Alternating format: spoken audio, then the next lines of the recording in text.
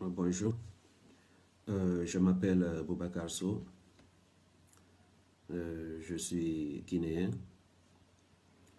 je vis actuellement en Chine, précisément à Guangzhou, communément appelé Canton à l'extérieur. Je fais cette vidéo pour partager avec tout le monde ce qui se passe ces derniers jours ici, ce que subissent les Africains noirs ici à Guangzhou. Donc, comme je disais, je vis en Chine il y a maintenant 8 ans. J'ai étudié la langue chinoise ici et depuis 2 ans, je travaille. Donc, vous avez peut-être vu sur les réseaux sociaux, dans les médias, soit disant que les Noirs qui vivent en Chine, à Guangzhou, sont expulsés de leurs hôtels, de leurs maisons, et ils errent dans les rues. Ils n'arrivent pas à trouver où dormir, ils n'arrivent pas à avoir à manger parce qu'aucun restaurant ne leur reste l'accès. Aucune boutique ne leur vend même une bouteille d'eau. Tout ce que vous aviez vu, c'est la réalité. Ça se passe comme ça. Donc, je voudrais un peu éclaircir sur cet état de fait pour que ceux qui sont à l'extérieur puissent au moins partager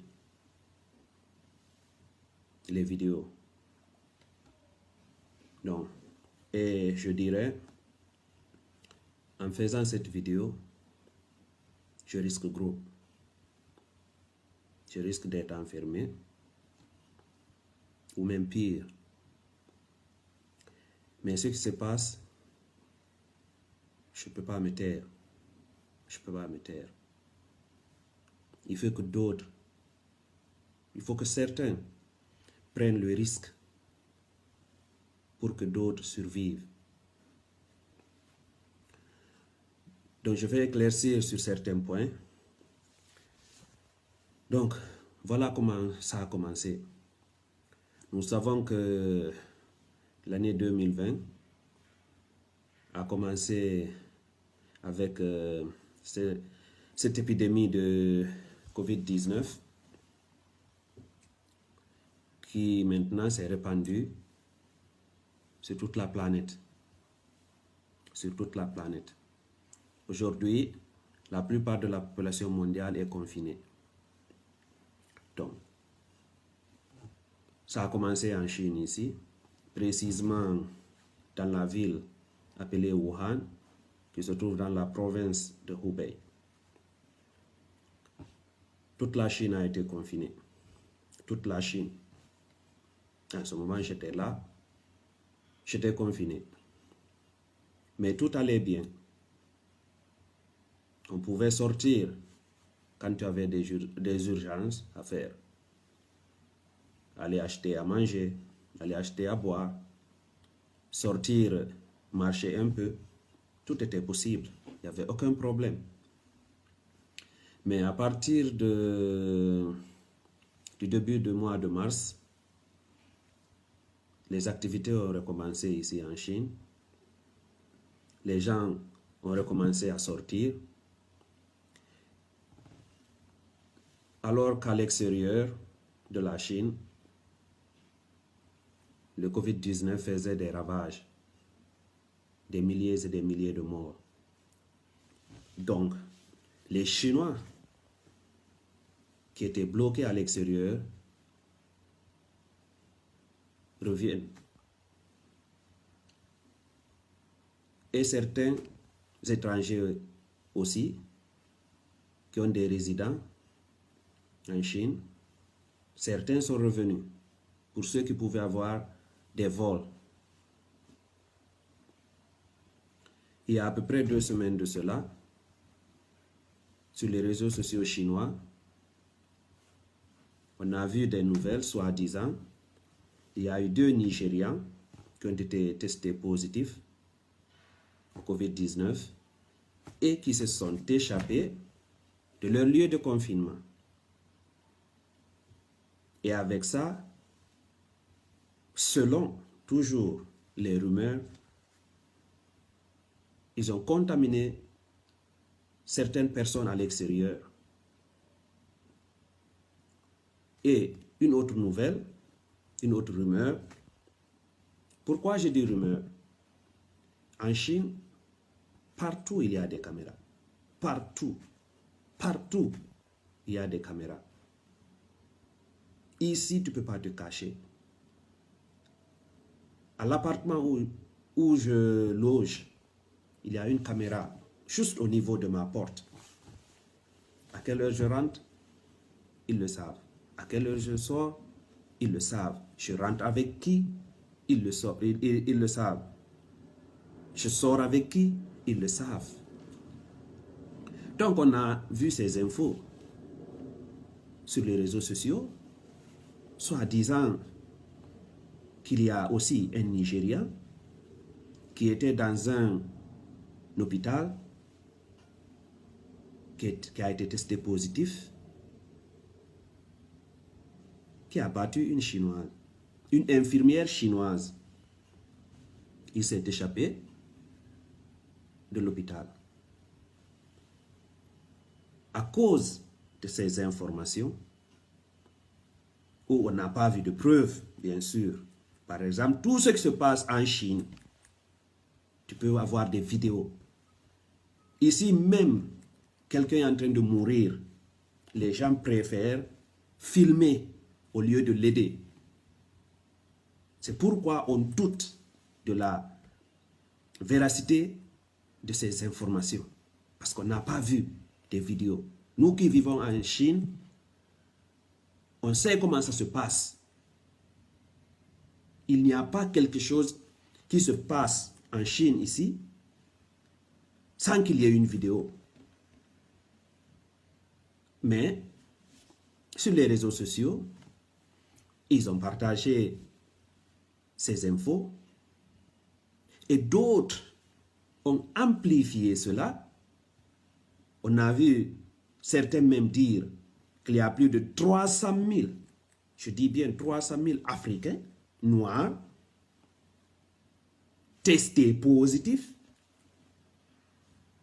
qui sont en train d'errer dans la ville. Donc, ça a causé la peur. Certains taxis ont refusé de prendre des Noirs. Certains Noirs ont reçu la visite des propriétaires des appartements pour leur dire de quitter. Même les McDonald's ont refusé de vendre à manger aux Africains. Mais en ce moment, c'était juste quelques réactions de certaines personnes au dehors. On se disait que si on restait à la maison, sans sortir, ça va vite passer. Mais malheureusement, c'était juste le début. C'était juste le début. Ce n'était que le début. Donc, je vais expliquer mon cas personnel. Le lundi 6 avril, j'ai reçu un message soi-disant de descendre au sous-sol de l'immeuble où je loge pour faire des tests. Et je me disais, mais je ne suis pas allé dans une zone à risque. Je n'ai pas été en contact avec une personne à risque. Pourquoi je dois aller faire un test? Mais je me dis ok, il n'y a pas de problème. C'est déjà bon de savoir C'est déjà bon de faire le test. Donc, je suis descendu. À ma grande surprise, je vois 9 personnes aussi qui sont déjà là. Donc, je demande, mais qu'est-ce qu'il y a? On me dit, ils sont en train de tester tous les étrangers de la cité. Je dis, mais ne dites pas étrangers, dites les noirs. Regardez bien. Je dis, dans la cité ici, il y a des Russes, il y a des Arabes, il y a des Américains, il y a des Canadiens. Mais là, il n'y a que des Noirs. Et je suis sûr qu'il n'y a que des Noirs africains. Noirs africains. Qui ont le passeport des pays africains. Il me dit, oui, c'est ça, c'est ce qu'on a vu nous aussi, mais qu'est-ce qu'on peut faire? On dit, ok, mais quand même c'est bon, on va faire le test. Donc le lundi, à 12 h, on a fait les tests. Sans problème, sans discuter. On nous a dit encore de remonter dans le bureau pour remplir des formulaires. On l'a fait sans problème. Chacun est retourné dans son appartement. Le lendemain, mardi 7 avril, la police est venue frapper sur toutes les portes des étrangers africains, noirs. Ils nous ont informé qu'on ne doit pas sortir de chez nous. Même pour faire descendre la poubelle, c'est interdit. On doit rester dans la maison, dans nos appartements. Quand on a besoin de quelque chose, on doit appeler les gérants de la cité et les informer de nos besoins. Ils vont faire monter. Je les ai posé la question de savoir, ok, hier on a fait les tests. Donc, les résultats, c'est pour quand? Parce que moi, je croyais qu'on devait nous confiner jusqu'à la sortie des résultats des tests. Le policier m'a juste dit, non, pour le moment, restez chez vous, ne sortez pas. Quand les tests vont sortir, on va vous informer. Quand est-ce que vous pourriez sortir? J'ai dit, ok. Le même jour, à 19 h 30, je reçois un autre message, soit disant de me préparer. Je dois aller faire la quarantaine. Mais je me dis, d'abord, les résultats ne sont même pas sortis. Je ne connais même pas les résultats des tests que j'ai faits. Je dois aller faire la quarantaine au dehors, à l'extérieur, loin de chez moi. Mais je n'avais pas le choix. J'ai préparé quelques bagages. On me dit de descendre et aller derrière l'immeuble.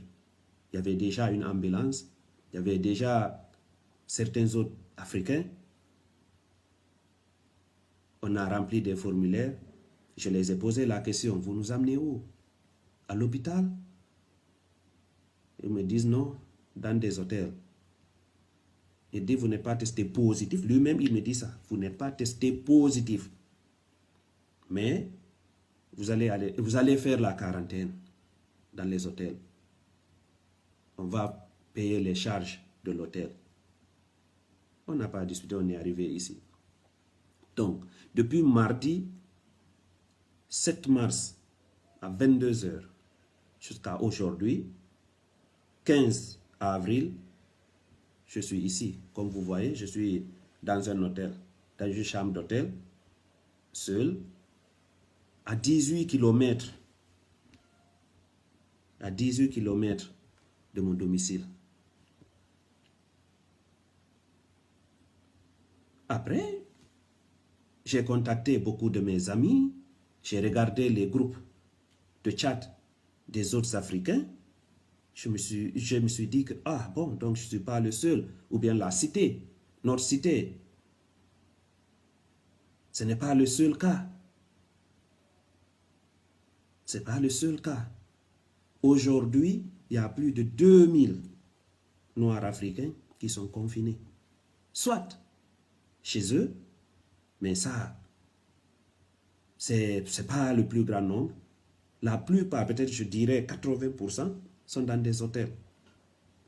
Et dans les hôtels, il y a certains hôtels qui n'autorisent pas la nourriture de l'extérieur. Tu ne peux pas appeler de la nourriture à l'extérieur. Tu es obligé de manger ce qu'on te donne à l'hôtel. Et pour certains, ce n'est pas facile pour eux. C'est pas facile. Il y a certains, on les prive même d'eau. On les prive d'eau. Donc, sur un autre point, chaque jour, il nous dérange. Je dois faire la prise de température, mesure de température, 2 fois par jour.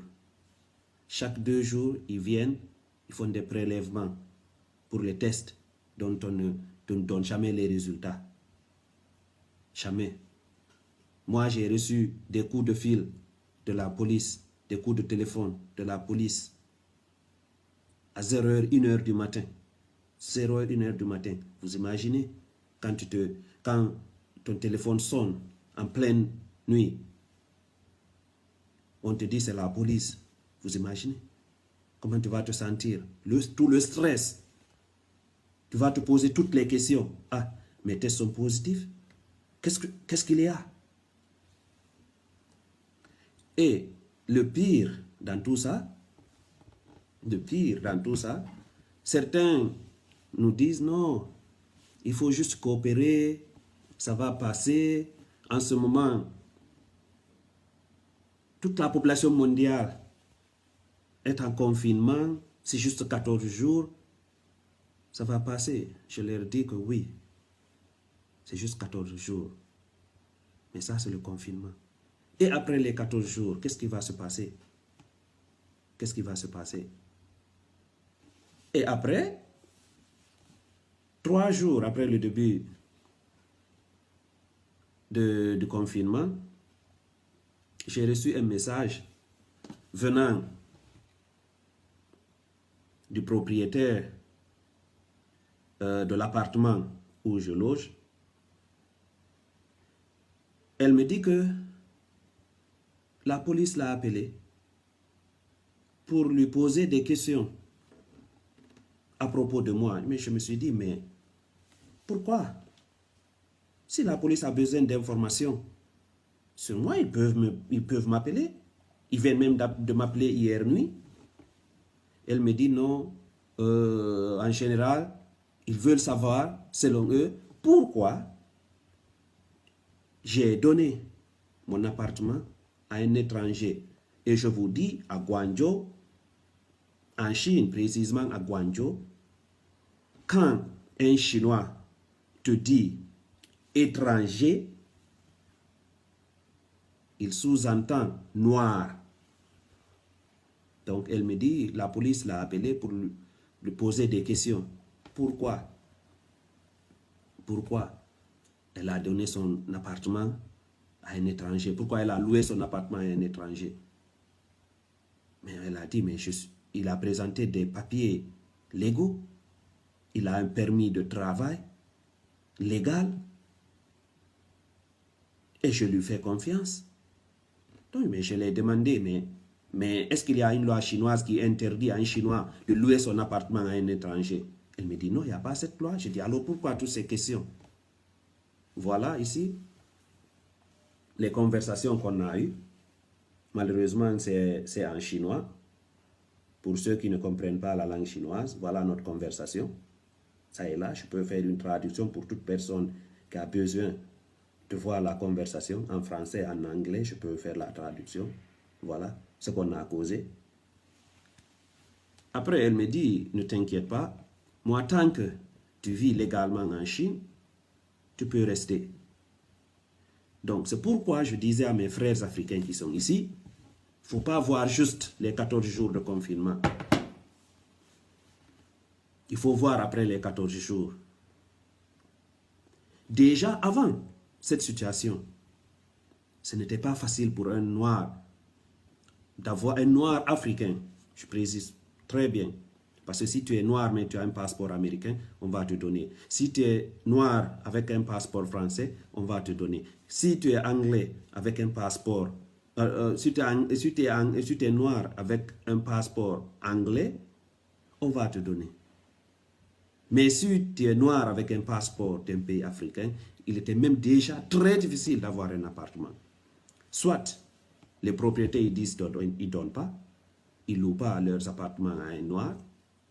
Des fois, tu trouves un propriétaire qui t'accepte de te louer son appartement, tu pars à la police locale pour te faire enregistrer, la police te dit non, il faut chercher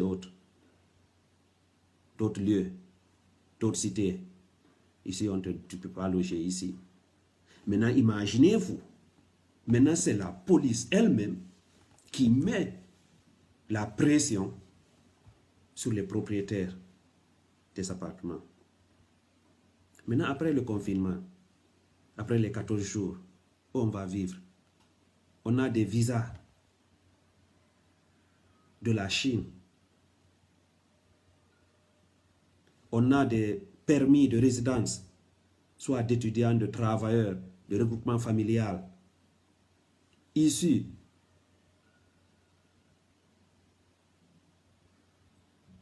dans les consulats, dans les ambassades chinoises. Mais on nous refuse les appartements. On va aller vivre sous les ponts avec nos résidents, avec nos visas.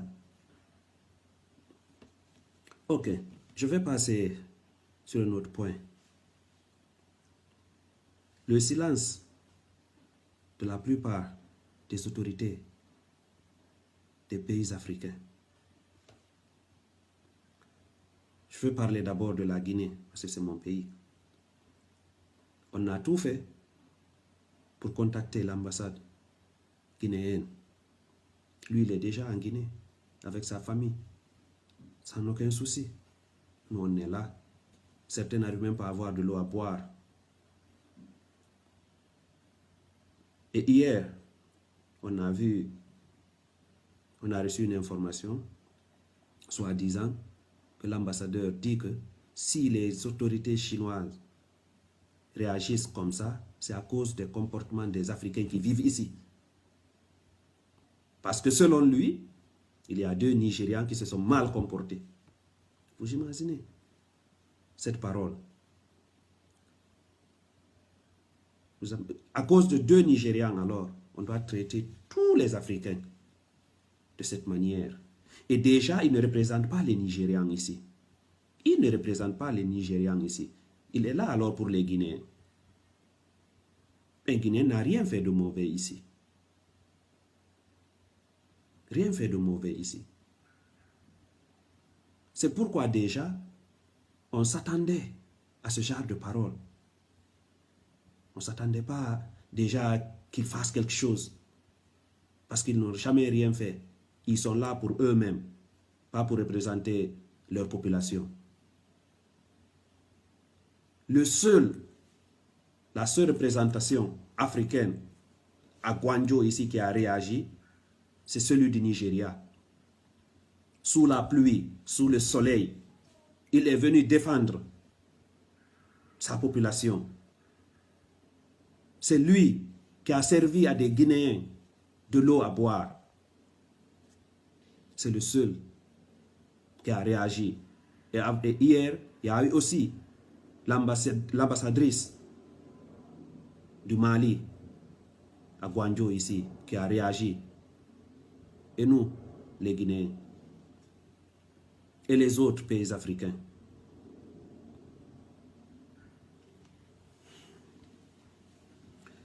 Hier, j'ai reçu un appel d'un de mes profs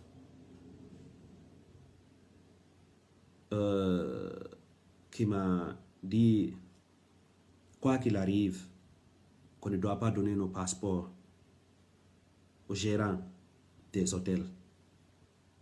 Parce qu'au début, on avait dit que le confinement dans les hôtels sont pris en charge par le gouvernement de Gwanjo, de la ville de Gwanjo. Par exemple, moi ici, je ne paye pas. Mais il y a certains hôtels qui ont exigé que les gens qui sont en confinement de payer encore. De payer 200 à 300 renminbi, ce qui peut faire disons 30 à 40 dollars la nuit. La plupart sont des étudiants. La plupart sont des étudiants. D'autres font du business ici. Mais nous tous, nous savons, avec la pandémie, l'épidémie de COVID-19, c'est très difficile. On vient de payer nos loyers. On nous prend de force, on nous amène dans des hôtels et on veut nous faire payer encore. Donc, je disais, ce prof m'a appelé, il me dit, quoi qu'il arrive, de ne pas donner nos passeports aux gérants des hôtels. Parce que c'est une manière, de faire pression sur nous quand le confinement va finir pour qu'on paye les frais. Donc ce qui se passe ici, c'est inhumain. Inhumain. Inhumain. Moi, je vis très bien, je suis bien intégré en Chine. J'ai des amis chinois qui conduisent leur voiture jusqu'à 60 km pour m'apporter à manger, à boire, des fruits et tout. Je les remercie. Ce ne sont pas tous les Chinois qui sont mauvais, loin de là. Mais je suis peiné de voir comment on traite, comment on me traite, comment on traite les autres. Donc, je vous prie, mes frères et sœurs africains, je prie tous les êtres humains, qu'ils soient de Hong Kong, du Japon, de la Suède, du Nigeria, de l'Ouganda, des États-Unis, partout. Essayez de partager ces vidéos, ça va beaucoup aider. C'est la seule manière dont vous pouvez nous aider. C'est la seule manière. À cause des vidéos qui circulent ces derniers jours sur le net, on a déjà commencé à voir un peu de changement. Par exemple, hier, dans certains hôtels, des volontaires chinois sont venus apporter de l'eau, des boissons, des fruits aux Africains qui sont confinés dans les hôtels. Mais ils ont refusé. On les a dit de refuser. On n'est pas venu ici pour mendier. On est ici légalement. On paye nos factures, on paye nos taxes. On paye les frais de scolarité. Déjà, nous les étrangers, le loyer qu'on paye, des fois c'est le double du loyer que paye un Chinois. Donc nous aussi, on participe au développement de la Chine. On n'est pas venu ici pour mendier. On n'est pas nos dirigeants. On n'est pas comme nos dirigeants. Même si on est pauvre, on garde notre dignité. Donc, ce que je disais, s'il vous plaît, pour nous aider, essayez de partager ces vidéos. Juste un clic suffit. Peut-être avec ce clic, vous pouvez changer le comportement de certains ici. Je sais que le racisme a commencé avec l'humanité et ça va finir avec l'humanité. C'est une chose qui ne va pas complètement quitter. Il y a le racisme partout. Mais ce qui se passe ici, moi je dirais que ça dépasse du racisme. Si on laisse cela passer comme ça, peut-être un jour, on ne sait pas où ça va arriver. Peut-être on va tous nous mettre en prison ou bien dans des fosses communes. Donc, s'il vous plaît, pour faire passer l'information, partagez toutes les vidéos et les photos que vous voyez sur Facebook, Twitter, Instagram. Essayez de les partager. Ça peut nous aider. Ça commence déjà à porter des fruits. Donc, je remercie d'abord, surtout, le consul du Nigeria pour tout ce qu'il a fait, pas seulement pour les Nigérians. Je remercie ceux qui prendront le temps de regarder cette vidéo et ceux qui vont la partager. Merci. Et j'espère que Covid-19 va quitter, ça va finir et on va tous retrouver notre vie normale. Merci.